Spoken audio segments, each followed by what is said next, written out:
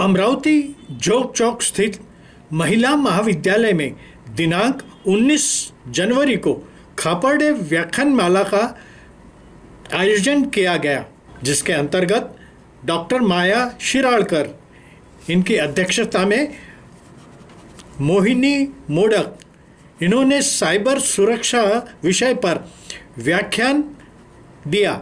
कार्यक्रम में विलास मराठे व डॉक्टर मोहरिल उपस्थित थे। आपण म्हणजे मी, तुम्ही, समाज आणि एकंदरीत आपला देश असा मी घेतले आहे। खरं तर गेले की तिथे त्यांनी युक्रेनमध्ये पुढचा हल्ला कुठे करणार आहे रशिया याची काही कागदपत्र गेममध्ये जे चॅटिंग चालतं त्याच्या वादावादीत स्वतःच उघड केली। आता ती कागदपत्र ताबडतोब डार्क वेबमध्ये पोचली आणि ती नंतर रशियन राजकारणामध्ये त्याचा काय विनियोग झाला आणि ती किती किमतीला विकली गेली असेल हे आपण समजू शकत नाही। म्हणजे मला इतकंच म्हणायचं आहे की सायबर सुरक्षा आणि आपण याचा याशी थेट संबंध नसला तरी आपण जगाचे आणि इंटरनेटच्या जगाचे एक नागरिकच आहोत। त्यामुळे याचा आज कदाचित युक्रेनच्या नागरिकांना त्याचा फटका बसला असेल, पण उद्या एखादा सायबर हल्ला भारतावर मोठ्या प्रमाणात झाला तर तो फटका उद्या आपल्यालाही बसणार आहे। त्याच्यामुळे ते तिकडे काहीतरी घडतं म्हणून आपण तिकडे दुर्लक्ष करू शकत नाही। आपल्याला त्याबद्दल सजग राहणं खूपच गरजेचं आहे। AI आता जेव्हा येतं आहे आणि आता सरांनी मगाशी प्रस्तावनेत उल्लेख केला रश्मिका मंदानाच्या प्रकरणाचा।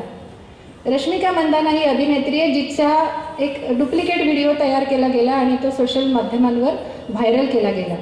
रश्मिका एरवी ज्या पद्धतीचे कपडे घालत नाही, ज्या पद्धतीचे सीन देत नाही, त्या पद्धतीने ती जी ॲक्ट्रेस होती ती दुसरी होती, जिच्या चेहऱ्यावर रश्मिकाचा चेहरा अशा पद्धतीने एम्बेड केला गेला की ती रश्मिका खरंच वाटावी।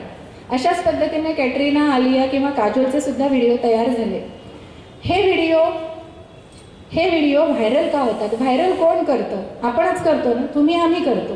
त्याच्यामुळे जेव्हा एखादी व्यक्ती AI वापरून आणि AIचा दुरुपयोग करून जेव्हा डीप फेक व्हिडिओ करते आणि तो आपल्यापर्यंत पोचतो, आपण जर का तो डायरेक्ट फॉरवर्ड करत असू तर आपण त्या व्यक्ती इतकेच त्या गुन्ह्यामध्ये दोषी आहोत असं मला इथे सांगायचं। त्यामुळे व्हायरल करताना आपल्याला खूप काळजी घ्यायची की आलं काहीतरी, बापरे ही रश्मिका असं कसं काय म्हणून उत्साहापोटी हे लगेच फॉरवर्ड केलं, त्यावर चर्चा केली, गॉसिप केलं, असं कृपया करू नका। कारण आज त्या जागी रश्मिका उद्या आपल्यातली कोणी मुलगी असू शकते, तुमच्या आमच्या घरातली कोणी व्यक्ती तिथे असू शकते। तर रश्मिका काय खुद्द पंतप्रधान मोदींचाच गरबा खेळतानाचा व्हिडिओ तयार केला आहे आणि जर तुम्ही तो पाहिला असेल तर विश्वास बसत नाही की ते मोदी नाही आहेत, कारण की ते स्वतः सांगतात की बाबांना मी शाळेनंतर कधीच गरबा खेळलेलो नाही, मी तो नाही, आणि म्हणून आपण विश्वास ठेवतोय। त्यामुळे मोदींनी याची भयावहता लक्षात घेऊन की डीप फेक आणि मॉर्फिंगमध्ये फरक आहे। मॉर्फिंगमध्ये एखाद्या फोटोवरती दुसरा चेहरा लावून साधारण साधण्याचा प्रयत्न केला जातो आणि रिव्हर्स इमेज चेकिंग किंवा काही टूल्सच्या मदतीने हे कळतं की हा फेक आहे। पण डीप फेक हे त्याच्या काही पावलं वर आहे। डीप फेकमध्ये इतकी तंतोतंत प्रतिमा, लकबी, देहबोली, उच्चार, त्या व्यक्तीच्या सवयी काय असाव्यात, त्या व्यक्तीच्या आवडीनिवडी काय असाव्यात, त्या व्यक्तीचा आर्थिक गट कुठला असावा, त्या व्यक्तीच्या घरात भावी बकऱ्या आहे आणि आता याला आपल्याला जर का गाठायचं असेल तर आपल्याला त्याच्यावर जाहिरातीचा भडीमार केला पाहिजे। पण कुठल्या स्वरूपाच्या जाहिराती? तर कुठल्याही सोशल मीडियावर जाहिरात करताना इतके मार्केटिंग करायचं ज्यांना तुमचा ग्राहक म्हणून वापर करून घ्यायचा। आपल्याला माहिती आहे की आपण नुसतं जाऊन गुगलवरती बेस्ट बीच इन गोवा किंवा best home stay in Goa, हल्ली data is a new fuel असं म्हटलं जातं। म्हणजे इंधनाभोवती तेल केंद्रित जे राजकारण सगळं आजवर होतं ते आता डेटा केंद्रित झालं। कारण की या सगळ्या ज्या कंपनीज आहेत IT क्षेत्रात काम करणाऱ्या, त्या सगळ्यांना तुमची माहिती हवी आहे, ती त्यांना गोळा करायची आहे आणि त्याच्यासाठी त्यांनी आपले सगळे सोर्सेस कामाला लावले।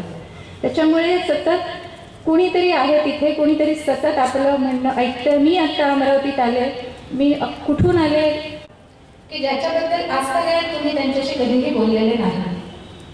तिसरीच व्यक्ती की ज्यांचा तुम्ही प्रथमच उल्लेख केला आहे तुमच्या संवादामध्ये, व्हॉट्सॲपवरचा संवाद असेल किंवा टेलिफोनवरचा म्हणजे मोबाईलवरचा। आणि दुसऱ्या दिवशी प्रवास केला आहे, आपलं नातलग कोण, आपले कुटुंबीय कोण, आपले मित्रमैत्रिणी कोण, सगळ्यात जवळचे कोण, ज्यांना आपण हाईड करतो किंवा ज्यांच्यापासून स्टेटस लपवतो ते कोण, असं सगळं काही या बिग ब्रदरला माहीत आहे, कारण त्यांची आपल्यावर नजर आहे. आता ही त्यांची नजर आहे याचा काही पुरावा असेल ना. आपण कादंबरीत तेव्हाच्या साम्यवादी सरकारला उद्देशून म्हटलं होतं, कारण साम्यवादी सरकारची प्रत्येक नागरिकाच्या प्रत्येक हालचालीवर सतत नजर असायची.